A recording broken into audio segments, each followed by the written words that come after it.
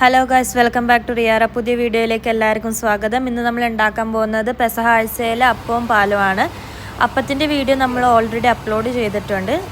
പാലിൻ്റെ വീഡിയോ ആണിത്.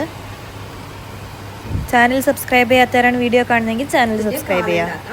അതിനായിട്ട് നമുക്ക് ശർക്കര ഒരു 250 ഗ്രാം എടുത്ത് വെച്ചിട്ടുണ്ട്, 6 ഏലക്ക എടുത്ത് വെച്ചിട്ടുണ്ട്, 1 ടീസ്പൂൺ ജീരകം, ഒരു ചെറിയൊരു പോർഷൻ ചുക്ക് ഞാൻ പൊടിച്ച് വെച്ചിട്ടുണ്ട്, ഞാൻ കുറച്ച് പഞ്ചസാര ഇട്ട് വെച്ചിട്ടുണ്ട്. കാര്യം ഇത് മൂന്നും അടിക്കുമ്പോഴത്തേക്കും നന്നായിട്ട് സോഫ്റ്റായിട്ട് കിട്ടാനായിട്ടാണ്. പിന്നെ വേണ്ടത് നമുക്ക് തേങ്ങാപ്പാലാണ്. ഇത് തലപ്പാലാണ്, ഇത് 2ാം പാലാക്കി വെച്ചിട്ടുണ്ട്.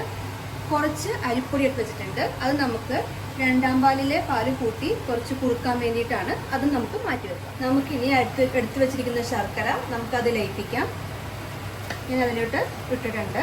അതിലേക്ക് കുറച്ച് വെള്ളം ഒഴിച്ച് നമുക്കത് അടുപ്പത്തോട്ട് വെക്കാം. നമ്മൾ ഒഴിച്ചേക്കുന്നത് കുറച്ച് വെള്ളം മാത്രമാണ്. നമുക്കിനി അത് അടുപ്പത്ത് വെച്ച് ഉരുക്കിയെടുക്കാം.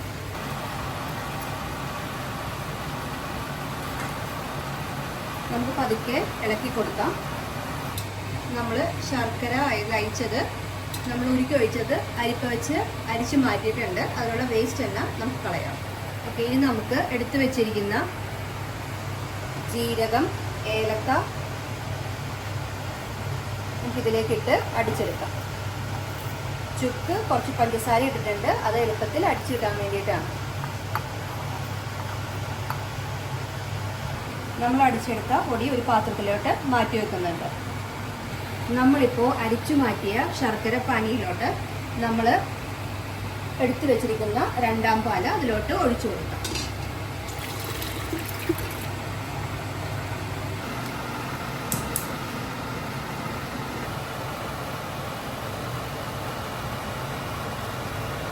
നമ്മളിപ്പോൾ എടുത്തു വെച്ചിരിക്കുന്ന 2ാം പാലും ശർക്കരയും കൂടി അടുപ്പത്തോട്ട് വെച്ചിട്ടുണ്ട്.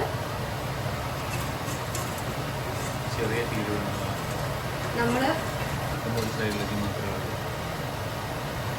ഇളക്കുമ്പോൾ പ്രത്യേകം ശ്രദ്ധിക്കുക, ഒരു സൈഡിലോട്ട് മാത്രം ഇളക്കി കൊടുക്കാൻ വേണ്ടി ശ്രദ്ധിക്കുക. ഇളക്കുമ്പോൾ നമ്മൾ പ്രത്യേകം ശ്രദ്ധിക്കുക, ഒരു സൈഡിലോട്ട് മാത്രം ഇളക്കാൻ വേണ്ടി ശ്രദ്ധിക്കുക.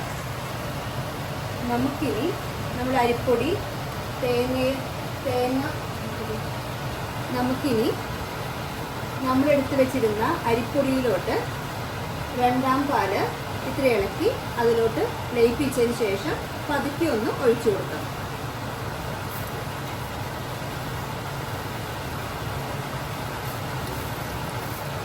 നമ്മൾ പൊടിച്ച് വെച്ചിരിക്കുന്ന നമ്മുടെ ഏലക്കപ്പൊടി എല്ലാം അതിലോട്ട് ഇട്ട് കൊടുക്കാം. കുറേശ്ശെ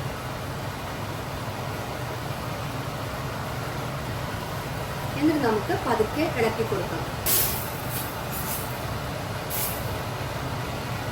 ഇളക്കുമ്പോൾ പ്രത്യേകം ശ്രദ്ധിക്കുക, ഏറ്റവും ചെറിയ ഫ്ലെയിമിൽ മാത്രം തീ വെക്കാൻ നോക്കുക.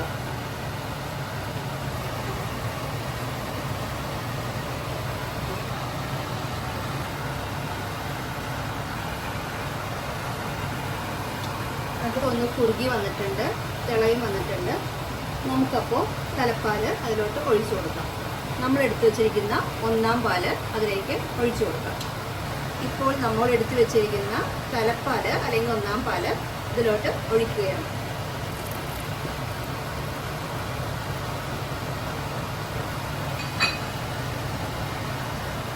തലപ്പാൽ ഒഴിച്ചതിന് ശേഷം നമ്മൾ കുറച്ചു നേരം മാത്രമേ വെക്കുകയുള്ളൂ, തിളക്കാൻ അനുവദിക്കരുത്.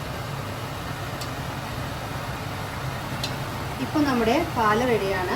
നമുക്കത് പാത്രത്തിലോട്ട് മാറ്റി എടുത്തു വെക്കാം.